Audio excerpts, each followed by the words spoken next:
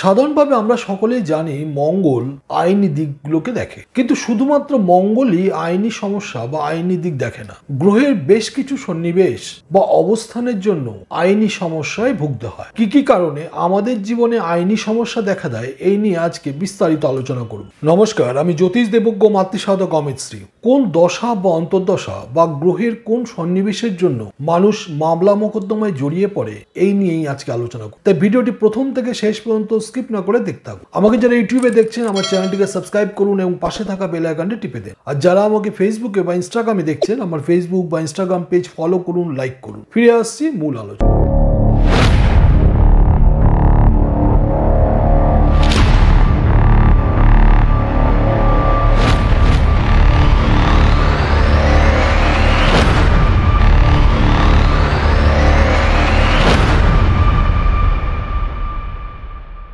ফিরে এলাম মূল আলোচনায়। আমি জ্যোতিষ দেবজ্ঞ মাতৃসাধক অমিত শ্রী।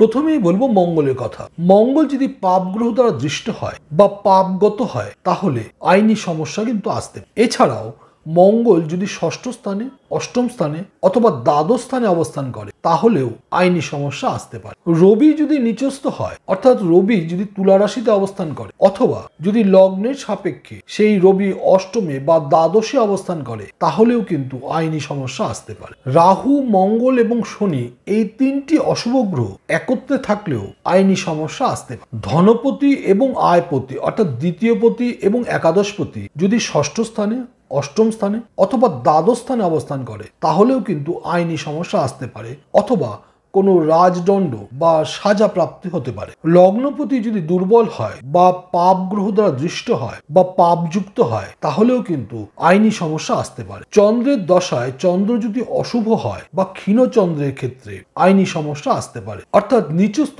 চন্দ্রের দশায় কারাবাস বা আইনি সমস্যা আসতে পারে। যদি দ্বিতীয়পতি রবিযুক্ত হয়ে দ্বাদশ ভাবে নিচস্থ বা পাপ আক্রান্ত হয়, তাহলেও কিন্তু আইনি সমস্যা আসতে পারে। রাহুর দশা এবং মঙ্গলের অন্তর্দশায় আইনি সমস্যা আসতে পারে। অষ্টবর্গ চক্রে যদি মঙ্গল অষ্টমে অবস্থান করে, তাহলে কারাবাসের সম্ভাবনা দেখা দেয়। অষ্টবর্গ চক্রের যদি দ্বাদশ ভাবে রাহু অবস্থান করে, তাহলে জীবনে বহুবার আইনি সমস্যা আসবে। মঙ্গল যদি পাপ গ্রহ দ্বারা আক্রান্ত বা পীড়িত হয়, তাহলেও কিন্তু আইনি সমস্যা আসে। যদি নিচস্থ বৃহস্পতির দশা চলে এবং রাহুর অন্তর্দশা চলে, তাহলে অহেতুক ঝামেলা, মামলা, মানহানি বা আইনি সমস্যা অথবা পুলিশি সমস্যা আসতে পারে। কেতুর দশায় শনি বা মঙ্গলের অন্তর্দশা চলাকালীন আইনি সমস্যা আসতে পারে। আপনাদের রাশিচক্রে এমন কোনো যোগ রয়েছে কিনা আমাকে কমেন্টস করে জানান। আর যদি ভিডিওটি ভালো লাগে এবং উপকারী মনে হয়, তাহলে বন্ধু বান্ধব, আত্মীয় স্বজন সকলের সঙ্গে শেয়ার করুন, লাইক করুন। ভালো থাকবেন, সুস্থ থাকবেন।